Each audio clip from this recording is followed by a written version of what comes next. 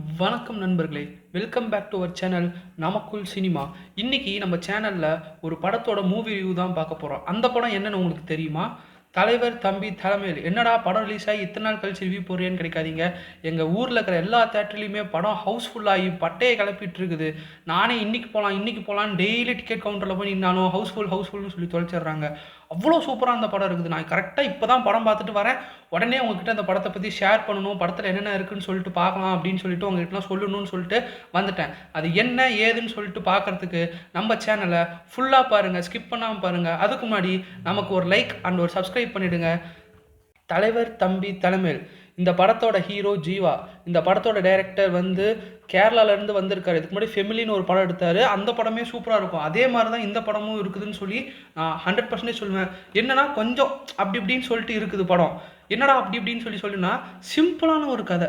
2 வீட்டுக்குள்ளே இருக்கிற ஒரு சண்டை, எதனால் அந்த சண்டை வந்துச்சு, அதுக்கப்புறமேட்டு வந்து இப்போ அந்த வீட்டில் என்னென்ன நடந்துட்டு இருக்குது, இதை எப்படி நம்ம ஜீவா சார் வந்து சால்வ் பண்ணி வைக்கிறாருன்றது தான் கதையே. அந்த படத்தில் ஸ்டார்டிங்லேருந்து ஒரு 25 மினிட்ஸ் ஏதோ ஒரு இடத்துக்கு கதை போகுதுன்ற மாதிரி தான் இருக்கும். 25 மினிட்ஸ்க்கு மேலே தான் வந்து கதையே உங்களுக்கு வந்து படத்தில் ஸ்டார்ட் ஆகுது. எதனால் இந்த கதை நடக்குது, எதனால் இந்த 2 ஃபேமிலிக்குள்ளார சண்டை வந்துச்சு, அப்படி இப்படின்னு சொல்லிட்டு ஒரு பெரிய கலாபரமே நடந்திருக்குது. ஒரு சின்ன ஸ்டோரி லைனை வச்சு செம்மையாக ஸ்க்ரீன் ப்ளே பண்ணியிருக்கிறாங்க. ஜீவா சாரோட ஆக்டிங்லாம் பயங்கரமாக இருந்துச்சு. நெக்ஸ்ட் டேரக்டரை பற்றி சொல்லணும். அந்த ஃபிலிமி அந்த படத்தை பார்த்தீங்கனாலே உங்களுக்கு வந்து செம்ம ஃபேமிலி என்டர்டெயின்மெண்ட் காமெடியாக இருக்கும் படம். சின்ன சின்ன ஸ்டோரிஸ் தான், ஆனால் சூப்பராக இருக்கும். இந்த படத்தில் எது பார்த்தா சின்ன கதை பெத்தலாபான்ற மாதிரி ஒரு சின்ன ஸ்டோரி லைன். இந்த வீட்டில் கல்யாணம் நடக்குது, அதே டைமில் இந்த வீட்டில் ஒருத்தங்க இறந்து போயிடுறாங்க. அது ரெண்டும் எப்படி ஜீவா சார் சமாளித்து கொண்டு வராருன்றது தான் இந்த படம். ஏன்னா ஜீவா சார் வந்து படத்தில் வந்து ஒரு பஞ்சாயத்து போர்டு லீடராக இருக்காரு. ஸோ அவர் வந்து நடுநிலையாக இருந்தாகணும் இல்லையா? அதனால் இந்த படத்தில் வந்து அவர் என்னென்ன இஷ்யூஸ் ஃபேஸ் பண்ணுறாரு, எப்படிலாம் கொண்டு போகுதுன்னு சொல்லிட்டு தான் படத்தில் ஃபுல்லாகவே காமிச்சிருக்காங்க. படத்தில் வந்து உங்களுக்கு லப்பர் பந்தில் வந்து உங்களுக்கு தெரியும், எண்டா மாப்பிள்ளை அப்படின்னு சொல்லிட்டு பேச நம்ம ஜென்சன் திவாகர் தான் படத்தில் வில்லன் அடிச்சிருக்கிறாரு.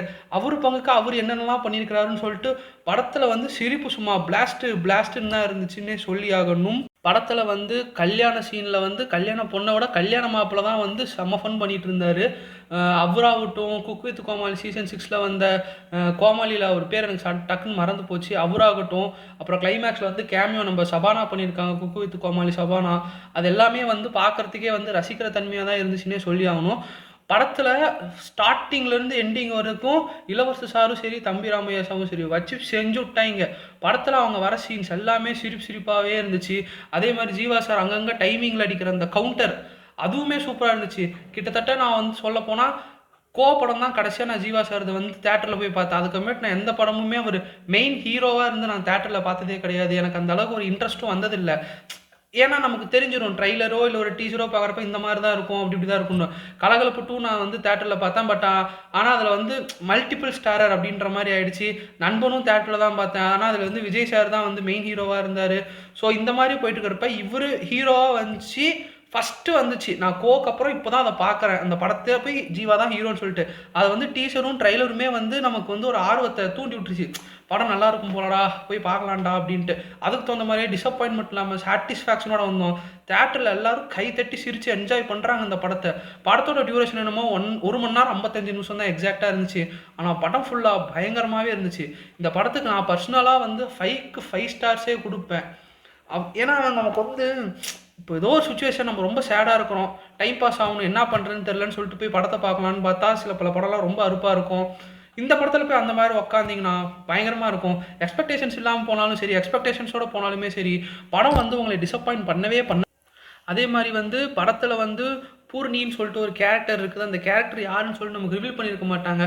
பட் ஆனால் அந்த கேரக்டர் வந்து ஒரு நான் ஆப்ஜெக்ட், லைக் ஒரு நான் லிவிங் திங் இருக்குங்க இல்லையா, அது மூலியமாக ஒரு ரோல் ஒன்று ப்ளே பண்ணியிருக்குது. அதுவும் சூப்பராகவே இருந்துச்சு. அந்த இதெல்லாம் காமிச்ச விதம், அவங்க வந்து சினிமோட்டோகிராஃபி வச்ச விதம், அந்த ஊர் லொக்கேஷன் போனது எல்லாமே சூப்பராக இருந்துச்சு.